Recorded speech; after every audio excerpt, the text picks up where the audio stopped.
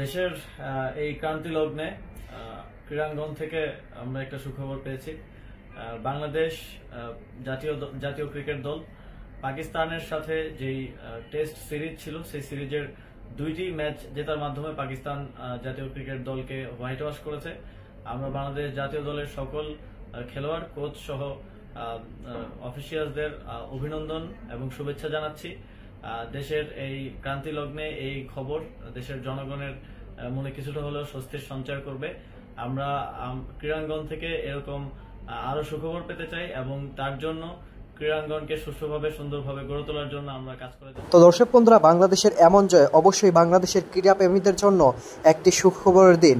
আর এই দিনে এবার ক্রীড়া উপদেষ্টা আসিফ মাহমুদও বাংলাদেশ টিমকে অভিনন্দন জানিয়ে অত্যন্ত গুরুত্বপূর্ণ কিছু কথা বলেছিলেন। দর্শক বন্ধুরা, বাংলাদেশ যেন এবার নতুন করে সাজতে শুরু করেছে, এবার ক্রীড়াঙ্গন দিয়েই যেন এবার সাজা শুরু হয়েছে। তো দর্শক বন্ধুরা, আপনারা আসিফ মাহমুদের এই সকল কথাগুলো শুনে আপনাদের কাছে কেমন লেগেছে অবশ্যই কমেন্ট করে জানিয়ে দিবেন। এবং সেই সাথে বাংলাদেশের প্রতিটি খেলোয়াড় এই সিরিজে অবদান রেখেছিল, তাই বাংলাদেশের এমন জয় অর্জন করতে পেরেছে। তো দর্শক বন্ধুরা, ভালো থাকুন, সুস্থ থাকুন। আল্লাহ হাফিজ। আসসালামু আলাইকুম ওয়া রাহমাতুল্লাহি ওয়া বারাকাতুহু।